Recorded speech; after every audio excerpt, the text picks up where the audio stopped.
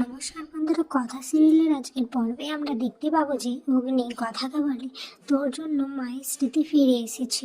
মাকে নিয়ে যা ভুল বোঝাবুঝি ছিল সব মিটে গেছে, তুই না থাকলে এটা সম্ভব হতো না, এই জন্য রান্নার খাতাটা আমি তোকে দিলাম। এদিকে কথা মনে মনে ভাবতে থাকে যে 5 বছর আমাদের তো একসাথে থাকা হবে না, কারণ মায়ের স্মৃতি ফিরে এসেছে আর আপনি কথা মতো মায়ের পছন্দ মতো মেয়েকেই বিয়ে করবেন। সব ভেবে কথা রান্না করতে চলে যায়। এরপর অগ্নি বলে আমি তো এই সুযোগটাই করছিলাম যে তুই কখন রান্না করতে যাবি, এরপর আমি আমার মনের কথা তোকে বলবো আর এই গিফটটা দেবো।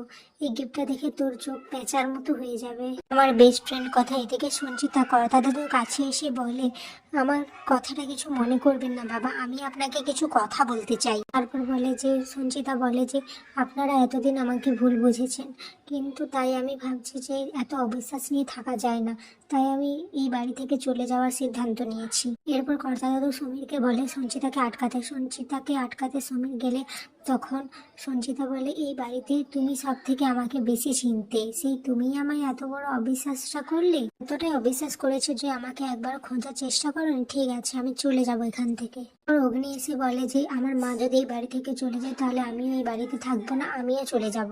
শুনে কর্তা দাদু বলে ঠিক আছে, তাহলে সবাই যদি এই বাড়ি থেকে চলে যায় তাহলে আমি এই বাড়ি থেকে চলে যাব। তারপর সঞ্চিতার কাছে যেয়ে বলে যে আমি তোমার কাছে সবার সামনে ক্ষমা চাইছি বড় বৌমা, মেজ বৌমা তোমার নামে এমনভাবে বলেছিল যে ওটা বিশ্বাস করতে আমরা বাধ্য হয়েছিলাম। তখন অগ্নি বলে আপনি আমার মাকে এভাবে অবিশ্বাস করতে পারছিলেন? আর অগ্নি বলে আপনি ক্ষমা চাইতে অনেক দেরি করে ফেলেছেন, আজ আমি আপনার সামনে দাঁড়িয়ে আছি হাত পেতে, পারবেন আমার ছোটবেলার শৈশব এসব ফিরিয়ে দিতে পারবেন? ওর অগ্নি তার মাকে বলে তোমাকে নিয়ে আমি এমন জায়গায় যাব যেখানে তুমি তোমার নিজের সম্মান নিয়ে থাকবে মা।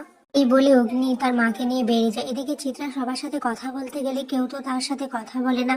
তারপরে সে অঙ্কিতকে কিছু বলতে গেলে অঙ্কিত বলে মিস্টার চিত্রাবাবু আপনি কি ভাবছেন আপনার সাথে সবাই কথা বলবে?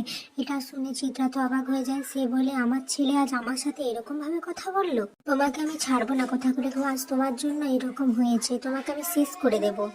আগামী পর্বে দেখা যায় যে অগ্নির মা যখন অগ্নির আবার বিয়ের কথা বলে তখন কথা সেটা শুনে ভুল বোঝে আর বলে যে সে এখানে আর থাকবে না, সে গোবরডাঙ্গা ফিরে যাবে। এখানেই আজকের পর্বটি শেষ হয়ে যায়। ভিডিওটি ভালো লাগলে লাইক কমেন্ট শেয়ার এবং সাবস্ক্রাইব করে দিন।